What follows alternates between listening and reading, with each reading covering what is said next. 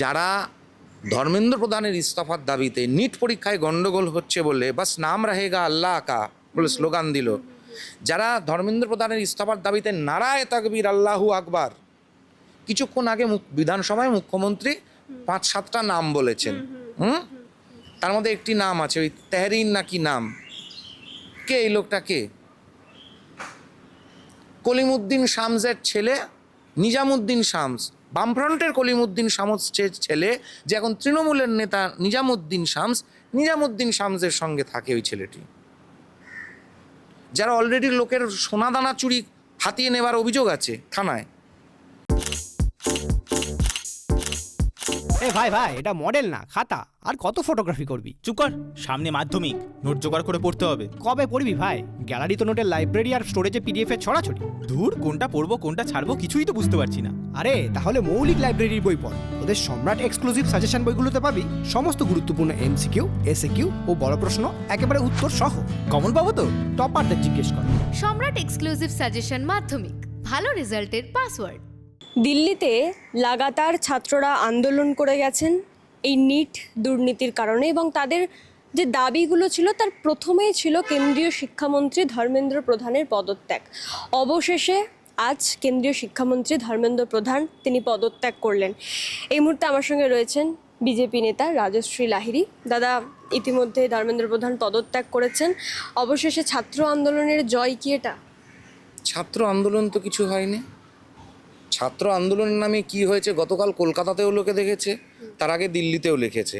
আর ধর্মেন্দ্র প্রধানজি, প্রথম কথা হচ্ছে যে নিট নিয়ে গণ্ডগোল হয়েছিল, যারা আন্দোলন করছে তাদেরকে নিটের ফুল ফর্মটা জাস্ট গিয়ে জিজ্ঞাসা করুন, কে বলতে পারবে না, 1 নম্বর। 2 নম্বর কথা হচ্ছে নিট নিয়ে গণ্ডগোল হয়েছিল, তারপরে রি-এক্সামিনেশন হয়েছে। রি-এক্সামিনেশন যারা কৃতি ছাত্রছাত্রী হয়েছে তারা সেলিব্রেশন করেছে, সেটা গোটা জায়গায় বিশ্বজুড়ে সবাই দেখতে পেয়েছে। তারপরে ধর্মেন্দ্র প্রধানজি যখন আজকে পদত্যাগ করেছেন, তো জুতোর বাড়িটা কাদের মুখে পড়ল?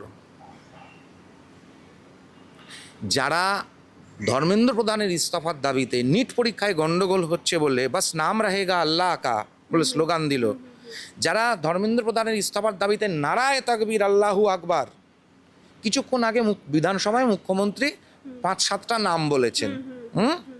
তার মধ্যে একটি নাম আছে ওই তেহরিন নাকি নাম, কে এই লোকটা? কে? কলিমুদ্দিন শামসের ছেলে নিজামুদ্দিন শামস, বামফ্রন্টের কলিমুদ্দিন শামসের ছেলে, যে এখন তৃণমূলের নেতা নিজামুদ্দিন শামসের সঙ্গে থাকে ওই ছেলেটি, যারা অলরেডি লোকের সোনাদানা চুরি হাতিয়ে নেবার অভিযোগ আছে থানায়। এবং সোনাদানা হাতিয়ে নেওয়ার অভিযোগ আছে বলে যে উকিল লড়তে গেছে তাকে বলে যে তুমকো গলি মার দেঙ্গে, দিয়ে নাম, যার নামটা বলেছে তেহরিন নাকি নামটা ছিল, মনে পড়ছে না। আর এই নামগুলো তো অত মাথায় থাকে না, সবই একরকমের। তো এটা তো নিটের নয়, আপনাদের সাংবাদিক মহলকে তো পিটিয়েছে কালকে। তো দিনের পর দিন যারা টেলিভিশনের পর্দায় দাঁড়িয়ে অনেক কথা বলতো বিজেপি শাসিত রাজ্যে নাকি সাংবাদিকদের পেটানো হয়, তো বিজেপি শাসিত রাজ্যে সাংবাদিকদের কারা পিটিয়েছে? এটাই প্রশ্ন দাদা। মানে এসএফআই কেন কন্ট্রোল করতে পারেনি? এসএফআই এর নেতাগুলোকে কেন অ্যারেস্ট করা হচ্ছে না? তারা তো ক্ল্যারিফিকেশন দিয়েছে। কিসের ক্ল্যারিফিকেশন? সিপিএম এর আবার ক্ল্যারিফিকেশন কি? মরিচঝাপির ক্ল্যারিফিকেশন, নানুরের ক্ল্যারিফিকেশন, নন্দীগ্রাম সিঙ্গুরের ক্ল্যারিফিকেশন, সাইবাড়ির ক্ল্যারিফিকেশন, অশোক কুমার নাইট আপনি দাঁড়িয়ে আছে এই উল্টো দিকে হচ্ছে রবীন্দ্র সরোবর লেক, এই রবীন্দ্র সরোবর লেকের লাশ ভাসত 68-র অশোক কুমার নাইটে, তার ক্ল্যারিফিকেশন। শিল্পপতিদের উলঙ্গ করে জিপিও থেকে নিয়ে তাদের অফিস অব দি পার্ক স্ট্রিটে হাঁটানো, এগুলো ক্ল্যারিফিকেশন। কন্ডম কেলেঙ্কারি ক্ল্যারিফিকেশন, 16 কোটি টাকা বাম নেতার অ্যাকাউন্টে, তার ক্ল্যারিফিকেশন। তারপরে ফিশ ফ্রাই আর কফিকে সেটাকে সাল্টে নেওয়া মমতার সাথে, তার ক্ল্যারিফিকেশন। পাড়ায় পাড়ায় নো ভোট টু বিজেপি লিখে আইপ্যাকের থেকে টাকা নেওয়া, তার ক্ল্যারিফিকেশন। ঋত্বিক ঘটক, সুচিত্রা মিত্র, ঋত্বিক ঘটক, হেমন্ত মুখোপাধ্যায়, দেবব্রত বিশ্বাসদেরকে মুখোশ নিয়ে গণনাট্য সংঘের নাম করে চলা সিপিএম, সেদিনও যেটা ছিল আজকেও সেটা আছে। এমনি পরবর্তীকালে ঋত্বিক ঘটক বলেননি যে ভারতীয় কমিউনিস্ট মানেই হচ্ছে অমুকের বাচ্চা। গণনাট্য সংঘের কোথায়? ওই গণনাট্য সংঘের মুখোশ নিয়ে আড়ালে একটা বামু ইসলামিক শক্তি, তারপরে মমতার মুখোশ নিয়ে একটা বামু ইসলামিক শক্তি, এখনও তাই, এখন উলঙ্গ হয়ে গেছে, এখন কোনো মুখোশ নেই, পরিষ্কার বোঝা যাচ্ছে এসএফআই কার সাথে হাত আছে, কি করছে। এসএফআই এর প্রত্যেকটা নেতাগুলোকে অ্যারেস্ট করা উচিত আগে, ওদের কোনো ক্ল্যারিফিকেশন কেউ শুনতে চায় না। এবং এই গোটা বিষয়টাই যারা করলো, পরিষ্কার যে তারা ছাত্র ছিল না, অনেকের মুখ ঢাকা ছিল, এবং তারা ঢুকলো কি করে। এখানে প্রশ্ন হচ্ছে যে পুলিশ প্রথম থেকেই তারা সাপোর্ট করছিল বিষয়টাকে, ছাত্র আন্দোলন যারা মিছিল করছিলেন, কিন্তু পুলিশ কোনোভাবে বুঝতে পারেনি যে কোনো এই যে বেনো জল যারা ঢুকে গেল, সেখানে পুলিশের দায়িত্ব। পুলিশ বুঝবে কি করে? পুলিশের দায়িত্ব কেন? এসএফআই এর নেতাদের দায়িত্ব নয় কেন? তুমি লোক ডাকছো, তুমি লোক জড়ো করছো, তুমি লোক নিয়ে এসছো। শুক্রবারের কোন হাট থেকে নিয়ে এসছিল? শুক্রবারে হাট থেকে নিয়ে এসেছিল। মমতা বলেছিল শুক্রবারে একাত্রুক এরকম হয়। শুক্রবারে মমতা যখন বলেছিল একাত্রুক হয়, এসএফআই এর নেতারাও একাত্রুক হয়। কারণ মমতার সময় মুখ ফসকে বলে ফেলেছে মমতা, হ্যাঁ মমতা মুখে বলে দিয়েছেন, তাই জন্য লোকে জানতে পেরেছে মমতার কার সাথে কি আঁতাত আছে। তো 90-এর দশকে যে দিনের পর দিন মুর্শিদাবাদটা ফাঁকা হয়ে গেল, নসিপুর হল্ট থেকে আরম্ভ করে, কাটরা মসজিদ থেকে আরম্ভ করে, বহরমপুর থেকে আরম্ভ করে হরিহরপাড়া, দিনের পর দিন জ্যোতি বসুর মুখ্যমন্ত্রীত্বে যে দিনের পর দিন মুর্শিদাবাদ ফাঁকা হয়ে গেছে, একটার পর একটা ঘটনা ঘটে গেছে, যেগুলোকে ধামা চাপা দিয়ে রাখা হয়েছে। দেখবেন কালকে গিয়ে আবার টেলিভিশনের পর্দায় গিয়ে সব বড় বড় সিপিএমের নেতাগুলো বলবে জ্যোতি বসু বলেছিলেন দাঙ্গা করতে এলে মাথা ভেঙে দেব, জ্যোতি বসুর আমলে কোনো দাঙ্গা হয়নি। মিথ্যা কথা বলছে তো। গোটা মুর্শিদাবাদে এতগুলো কাউন্ট করালাম, কাটরা মসজিদ, নসিপুর হল, বহরমপুর, হরিহরপাড়া থেকে আরম্ভ করে 7-8টা নাম আছে। দিনের পর দিন যেখানে এখনও যে জায়গায় গণ্ডগোল হয়, তখনও জ্যোতি বসুর আমলে গণ্ডগোল হতো। 92-এর সময় পার্ক সার্কাসে একটা গোটা বস্তি জ্বালিয়ে দেওয়া হয়েছিল, জ্যোতি বসু মুখ্যমন্ত্রী ছিল। এখন যিনি পুলিশ কর্তা যান যারা, তাদেরকে জিজ্ঞাসা করবেন তো বেগবাগানের কোন মিষ্টির দোকানটা গোটা ভেঙে চুড়ে তছনছ করে লুটমার করে নিয়ে গেছিল 92-এর দাঙ্গায়। জ্যোতি বসুর আমলে কোনো দাঙ্গা হয়নি, জ্যোতি বসুরাই দাঙ্গা করাতো। কলিমুদ্দিন শামস জ্যোতি বসুর মন্ত্রিসভার মন্ত্রী ছিল। আইপিএস বিনোদ মেহতাকে কুচি কুচি করে কাটা কুপিয়ে হত্যা করার অভিযোগ যার ওপর ছিল, আর যে ছিল, যাকে অ্যারেস্ট করা হয়েছিল তাকে জেলের মধ্যে সাল্টে দেওয়া হলো, মেরে দেওয়া হলো। ওই কলিমুদ্দিন শামসের ছেলে নিজামুদ্দিন শামস, যার সঙ্গে থাকতো যেগুলো, সেগুলো কালকের ইয়েতে ছিল। কোথার থেকে এলো? এসএফআইয়ের ইয়েতে। যদি ওরা না ডেকে থাকে, সাংবাদিকদের কারা পিটিয়েছে? সাংবাদিকরা বলছে তো এটা দিল্লিতেও হয়েছে, এটা নিট, এটা ছাত্র আন্দোলন। এবং জাতীয় পতাকাকে উল্টো করে ধরে প্রতিবাদ জানানো, এটাও তো একেবারেই উচিত না। তার মানেই বুঝতে হবে বাস নাম রাহেগা আল্লাহ কা স্লোগান উঠেছে, নারায়ে তাকবীর আল্লাহু আকবার স্লোগান উঠেছে, প্রধানমন্ত্রীকে হত্যা করতে হবে স্লোগান উঠেছে। হ্যাঁ, সীতার বর নিতার বর কেন? ওই কুণাল কামড়া একটা 3rd গ্রেড একটা স্ট্যান্ড আপ কমেডিয়ান, ওই যেটা স্ট্যান্ড আপ কমেডিতে গল্প করতো সেগুলোই এখানে এসে ডায়লগ ঝেড়েছে। তো এই তো হচ্ছে ওদের বেসিক ইন্টেলিজেন্ট কোশেন্ট, যেটাকে বলা শিক্ষাগত যোগ্যতা। তো এর বাইরে তো দিনের আলোর মতন পরিষ্কার, এটা কোনো নিট পেপারের নয়। আর নিট পেপারের তো মমতা বন্দ্যোপাধ্যায়ের আমলে যে পশ্চিমবঙ্গে পুলিশের প্রশ্নপত্র ফাঁস হলো, এই যে বেহালাতে বামেদের সময়দেরকে জিজ্ঞাসা করবেন তো অমুক দাদার কোচিং 100 নম্বর পুরো একদম 100% ছাকা প্রশ্নপত্র এবং কমন আসতো। এবিটির সঙ্গে কি তো দুর্নীতিগ্রস্ত একটা দল ছিল, তৃণমূল ছিল, তাদের ওখানে হবে বলে আপনাদেরও হতে হবে এরকমটা তো বিষয়টা নয়। এটা একটা বিরাট বড় সমস্যা হয়েছে। তো আইনগুলো কারা এনেছে? প্রশ্নপত্র ফাঁস হলে পরে তার আইন, তার বিরুদ্ধে এত বছর আইন আনেনি কেন? প্রশ্নপত্র ফাঁস তো প্রথমবার হচ্ছে না, দিনের পর দিন তো অঙ্কের পরীক্ষা 2বার করে দিতে হয়েছে, তো বাম আমলেও তো দিতে হয়েছে। তাহলে এটা একটা সমস্যা। এই সমস্যার জন্য কোনোদিন কোনো আইন আনা হয়নি কেন? আইনের জন্য কাজ করা হয়নি কেন? এটা কে করেছে? মোদি করেছে। সব থেকে বেশি আইআইটি কে বাড়িয়েছে? আইআইএম কে বাড়িয়েছে? গোটা পশ্চিমবঙ্গ কেন, গোটা ভারতবর্ষের বিভিন্ন রাজ্য জুড়ে যে বিভিন্ন সময়ে প্রশ্নপত্র লিক হয়েছে, তাই নিয়ে কথা বলছে না কেন? যে আজকে নিটের পেপারের কথা বলছে, কংগ্রেস শাসিত বিভিন্ন যে রাজ্যগুলো আছে, এখনও কর্ণাটকে কিছুদিন আগে কংগ্রেস শাসিত, তো সেখানে যে পেপার লিক হলো রাহুল গান্ধী সেটা নিয়ে কথা বলছে না কেন? কেরালাতে যে পেপার লিক হয়েছিল তাই নিয়ে সিপিএম প্রটেস্ট করছে না কেন? সেটা নিয়ে কখনো কথা বলতে দেখেছেন? কোনটা রাজনৈতিকভাবে খেলতে হবে এবং কোনটা রাজনৈতিকভাবে খেলতে হবে না, এটাকে বুঝতে হবে। আমি বলছি দাদা, ধর্মেন্দ্র প্রধানের পদত্যাগ কি আগামী দিনে নিট পেপারে দুর্নীতি হবে না এটা প্রমাণ করে দেবে? কি বলবেন আপনারা? এর জবাব তো এসএফআই এর নেতাদের দেওয়া উচিত।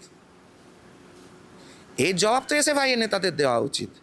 ধর্মেন্দ্র প্রধান তো নিজের আবার করে এক্সামিনেশন করিয়ে, লোকেদের সেলিব্রেশন করিয়ে, মিষ্টি মুখ মিষ্টি খাইয়ে তারপরে ঝাঁটার বাড়ি মেরে দিয়েছে একদম পুরো চেয়ারকে। কারণ এটা আডবাণীর পার্টি। একটা অভিযোগ উঠেছিল, আডবাণী পদত্যাগ করে দিয়ে বেরিয়ে চলে গেছিল। এমপিটাও পদত্যাগ করে দিতে চেয়েছিলেন, বাজপেয়ীজি করতে দেননি, যে না এমপিটা করো না, মন্ত্রিত্বটা করো, যদি সেরকম প্রমাণ হয় তখন তুমি অন্য ব্যবস্থা নেবে। দোষ মুক্ত হয়ে তারপরে আবার এসে গৃহমন্ত্রী হয়েছিলেন ভারতবর্ষের। এটা আডবাণী, লালকৃষ্ণ আডবাণীর পার্টি, এটা অটল বিহারী বাজপেয়ীর পার্টি, মুরলী মনোহর যোশীর পার্টি। তাদের একটা সিদ্ধান্ত থাকে, কাজটা কমপ্লিট করে দিয়ে চেয়ারটা ছেড়ে দিয়েছে। কিন্তু এইগুলো দিনের পর দিন যখন প্রশ্নপত্রগুলো অঙ্ক পরীক্ষা দুবার করে দিতে হতো বামেদের আমলে, মমতা বন্দ্যোপাধ্যায়ের আমলে তো ছেড়েই দিলাম। কেউ একটা দায় নিয়েছে, কেউ একটা কখনো পদত্যাগ করেছে। মমতা বন্দ্যোপাধ্যায়ের আমলে মাধ্যমিক উচ্চ মাধ্যমিকের প্রশ্নপত্র ফাঁস হয়েছে, আমাদের নিজেদের সময় হয়েছে, এটা আমরা দেখেছি। তো কোথাও গিয়ে এটা তো আপনাদের মানে যেহেতু কেন্দ্রে এখন বিজেপি আছে, আপনাদেরই তো পুরো বিষয়টা ফিক্স করা উচিত। মমতা বন্দ্যোপাধ্যায় তো দুর্নীতিগ্রস্ত, তার জন্য তাকে ক্ষমতা থেকে সরিয়ে দিয়েছে বাংলার মানুষ। তো এই যাতে এই ঘটনা যাতে না ঘটে, এটা তো নিশ্চিত করার দায়িত্ব তার ফিক্সের জন্যই তো এতগুলো আইন আনা হয়েছে। এই আইন তো ভারতবর্ষে ছিল না আগে, কোনো কেন্দ্র সরকারই আনেনি। কোনো রাজ্যের সরকারও এটা নিয়ে কোনোদিন কোনো কেন্দ্র সরকারকে এর আগে বন্ধু সরকার যারা ছিল তাদেরকে কেউ চিঠিও লেখেনি। না সিপিএম কোনোদিন চিঠি লিখেছে নরসিংহ রাওকে বা মনমোহন সিংকে, না মমতা বন্দ্যোপাধ্যায় লিখেছেন কোনোদিন। করেছে তো মোদি, আইনটা মোদি এনেছে। তাহলে আইন যখন এনেছে তখন তার শাস্তিও হবে। এবং দাদা একটা জিনিস আমরা দেখেছিলাম, যখন তৃণমূল আমলে আরজিকর আন্দোলন হয়েছিল তখনও এরকম একটা ঘটনা ঘটেছিল, এরকম মব ঢুকে গিয়ে সেখানে সাংবাদিকদেরকে আক্রমণ, সেখানকার যারা আন্দোলন করছিল তাদেরকে আক্রমণ। আমরা গতকাল একই চিত্র দেখলাম। অর্থাৎ সরকার যেই থাকুক না কেন, একটা পক্ষ এমন আছে যারা বরাবরই সরকার পক্ষকে বদনাম করার জন্য বা এই যে পুলিশ প্রশাসনকে বদনাম করার জন্য এই আন্দোলনগুলোকে ভেস্তে দেওয়ার কাজ করে। এরা কারা? না, আরজি করে মব ঢুকে গিয়েছিল দেওয়াল ভাঙতে, বাথরুম ভাঙতে, ঘর ভাঙতে। তখনও সাংবাদিকদের উপর আক্রমণ হ্যাঁ, হয়েছিল। সাংবাদিক এবার সেখানে সেটা ধরতে গেছে, তাই জন্য পিটিয়ে দিয়েছে তাদেরকে। চুরিটা ঢাকতে গেছিল, সাংবাদিক ধরে নিয়েছে। কিন্তু এখানে কি সাংবাদিক কোনো চুরি ঢাকতে গেছিল? গতকাল তো কোনো চুরি ঢাকতে যায়নি। সংবাদ মাধ্যম তো তাদের সমর্থনে গিয়েছে, তাদের কথাটা মানুষের সামনে তুলে ধরার জন্য। তাহলে সাংবাদিক পেটালো কেন?